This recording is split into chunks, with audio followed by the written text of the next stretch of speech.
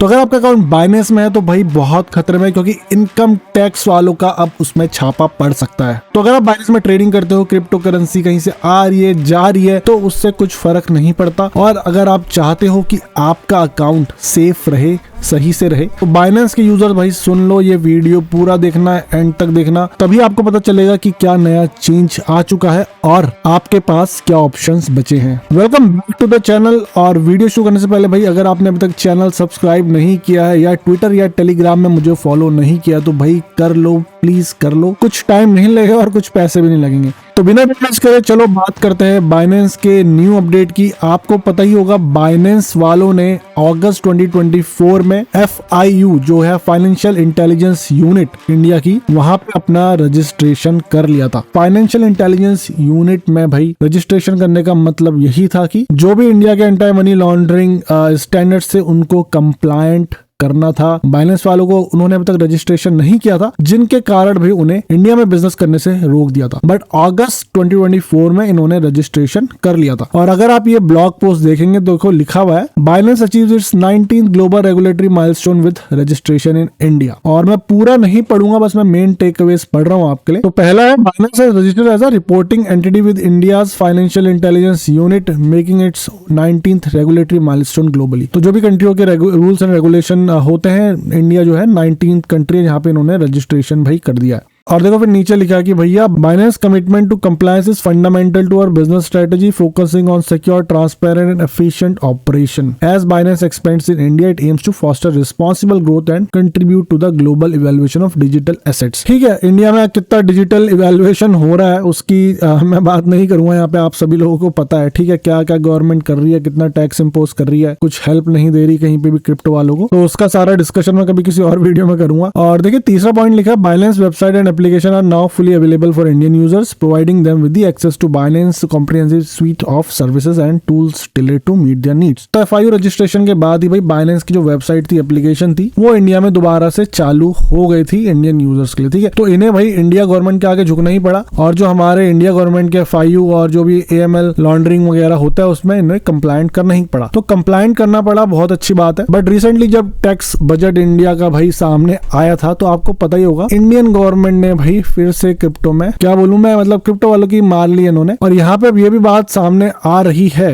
कि भाई अब बाइनेंस के यूजर्स को भी टैक्स वगैरह सब देना पड़ेगा। आपको पता ही है जो भी कॉइन DCX या जो भी इंडियन वाली एप्लीकेशन है वहां पे ये लोग TDS वगैरह पहले से ही काट लेते हैं। बट बाइनेंस में अभी तक ऐसा कुछ नहीं हो रहा है, कहीं पे भी TDS नहीं कटता। बट अब इन्हें इंडियन रेगुलेशन फॉलो करने हैं तो भाई इन्हें भी जो TDS वगैरह है काटना पड़ेगा। अगर नहीं काटेंगे तो भाई अपनी जेब से देना पड़ेगा, क्योंकि अब ये इंडिया में रजिस्ट्रेशन तो इनका हो ही गया। अगर इंडिया में कुछ भी करना है तो भाई जो भी इनकम टैक्स का रूट है तो वहां तो इनको जाना ही पड़ेगा। ठीक है, तो ये इंपॉर्टेंट वीडियो मैं इसलिए बना रहा हूँ क्योंकि अब बाइनेंस वालों ने पैन नंबर पूछना चालू कर दिया है। और ये किसी सुनाई बात नहीं है, मेरे साथ भी हो रहा है। अब मैं जब भी लॉग इन करता हूँ तो मुझसे बोलता है कि भाई अपना पैन वगैरह डालो। मैं भी आपको दिखाता हूँ आगे चल के कि कैसे कैसे क्या क्या पूछा जा रहा है। और ये जो चीज है हमें अप्रैल तक पूरी करनी है। 19 अप्रैल डेट है, 19 अप्रैल से पहले पहले हमें अपनी ये इन्फॉर्मेशन प्रोवाइड करनी है। क्या अब ऑप्शन रह गए बाइनेंस यूजर्स के पास जो इंडिया में है, वो मैं डिस्कस करूंगा at the end of the video. तो आप वीडियो पूरा देखना, और अगर आपने अभी तक ये चैनल को सब्सक्राइब नहीं किया तो भाई सब्सक्राइब जरूर कर लो यार। वीडियो अच्छे लगते तो वीडियो को लाइक भी कर दो। तो आपको पता ही होगा कि भाई इन्होंने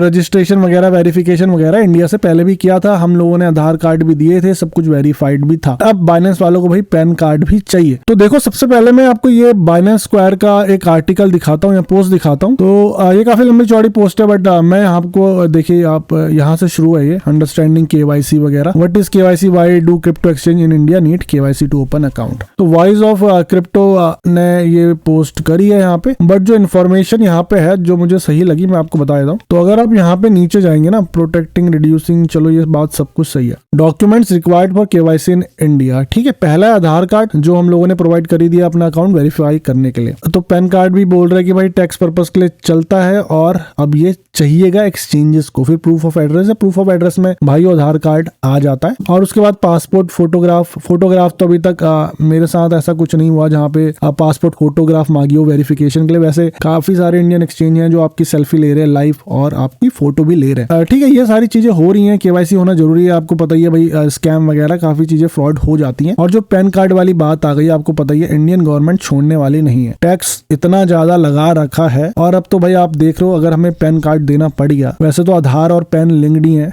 इनको पता ही चल गया होगा, लेकिन अब डायरेक्टली पैन कार्ड मांग रहे हैं। एक जो मुझे ऑप्शन यहाँ पे दिख रहा है कि पैन कार्ड बैलेंस वाले मांग रहे हैं, और हो भी सकता है क्योंकि अगर आपके पैन कार्ड होगा तो वहीं पे टैक्स काट लेंगे, और अगर आप पैन कार्ड नहीं लगा रहे हो तो आपको कुछ लिमिटेशन का सामना करना पड़ सकता है। वो अभी मुझे नहीं पता, शायद आपका अकाउंट कुछ ना कुछ होगा तो उसके बारे में हम बाद में कर लेंगे बात। बट ये पैन कार्ड मांग रहे हैं 19 अप्रैल से पहले, तो उससे पहले आपको प्रोवाइड करना है। और मैं अभी आपको वो स्क्रीनशॉट दिखा देता हूँ। तो भाई ये देखो, पहला जब मैंने लॉग इन करा था तो अब मैं जब भी लॉग इन करता हूँ तो मुझसे बोलता है कि भाई पहले आप अपना ये जो एक्शन है ना इसको पूरा करो। और देखो यहाँ पे क्या लिखा हुआ है, तो देख रहे होंगे आप ऊपर वेरीफाइड लिखा हुआ, अकाउंट मेरा वेरीफाइड है ऑलरेडी, ठीक है। बट अभी ये न्यू जो रेगुलेशन आए हैं उसके चलते ये अब भाई पैन कार्ड मांग रहे हैं। देखो यहाँ पे क्या लिखा है, action required to meet our new regulatory requirements we kindly ask you to provide additional details by 19th of April 2025। This process will take only 2 minutes of your time. और फिर वेरीफाई नाउ का button है, ठीक है। और अगर आप ये नेक्स्ट स्क्रीनशॉट देखेंगे, जब आप वेरीफाई नाउ का बटन क्लिक करते हैं ना तो उसके बाद यहीं पे सीधा आता है और बोलता है एंटर योर पैन नंबर। और फिर देखो नीचे यहाँ पे क्या लिखा है, I authorise Binance to collect and verify my PAN details with the relevant government database to confirm my ID, ठीक है। तो पैन नंबर डालोगे फिर आपका वेरिफिकेशन होगा गवर्नमेंट डेटाबेस से, जो भी इनके पास होगा। बट यहाँ पे देखो पैन नंबर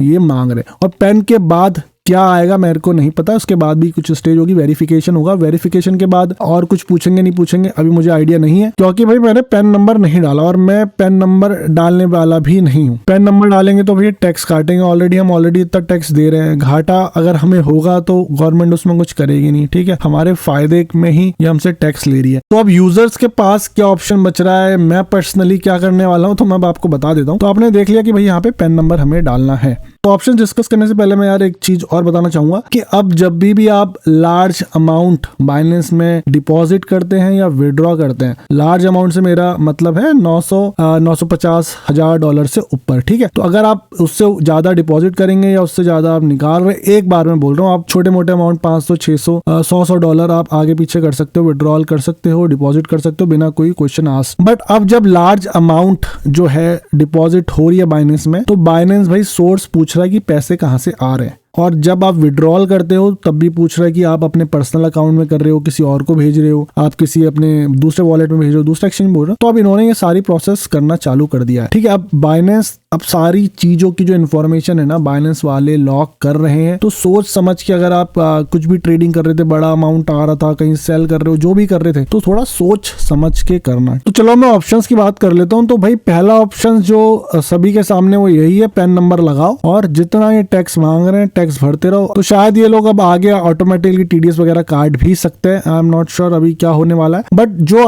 जो भी आपकी ट्रेडिंग की हिस्ट्री है भाई, बाइनेंस गवर्नमेंट को तो भेजेगा ही भेजेगा। आपको पता ही अगर इंडिया में 10 लाख से ऊपर किसी के बैंक में डिपॉजिट वगैरह हो जाता है तो बाय डिफॉल्ट बैंक उसकी इन्फॉर्मेशन इनकम टैक्स को भेजती है। 50,000 से ऊपर कोई डिपॉजिट कर रहा है डायरेक्टली कैश, तो भाई पैन कार्ड लगाना पड़ता है। तो भाई वैसा ही अब कुछ होने वाला है बाइनेंस के साथ भी, ठीक है। अभी तक हम लोग सोच रहे थे भाई बाइनेंस में कुछ नहीं हो रहा, कोई दिक्कत नहीं है, बट अब यहाँ पे भी हमें अपना पैन कार्ड देना पड़ेगा। हम अभी तक सोच रहे थे कि भाई अपना टैक्स बचा लेंगे क्रिप्टो का, बट अब वो चीज नहीं हो सकती। दूसरा ऑप्शन ये है, जितनी भी आपकी क्रिप्टो करेंसी है उसे सेल्फ कस्टडी वॉलेट में मूव कर लो। आई नो धीरे धीरे अगर ज्यादा अमाउंट है तो नहीं हो सकता। अभी जो हमारा टैक्स वाला टाइम पीरियड है वो भी मार्च में खत्म हो जाएगा, नेक्स्ट वाला अप्रैल में शुरू हो जाएगा, ठीक है। तो हो भी सकता है अगर आपको विड्रॉल करने हैं यहाँ से तो आप ऐसा कर लो कि भाई मार्च के एंड तक मतलब आधा निकाल लो, डिपेंडिंग अपॉन आपका कितना अमाउंट है, आप टैक्स ब्रैकेट में आते हो नहीं आते, वो सब आप खुद कैलकुलेशन कर लेना। बट सजेशन मेरा यही रहेगा कि अगर आप बाइनेंस से बाहर निकाल लो पैसे तो मार्च के एंड तक आधा निकाल लो, और उसके बाद अप्रैल जब नया फाइनेंशियल ईयर चालू हो जाएगा तो अप्रैल में निकाल लेना, क्योंकि 19 अप्रैल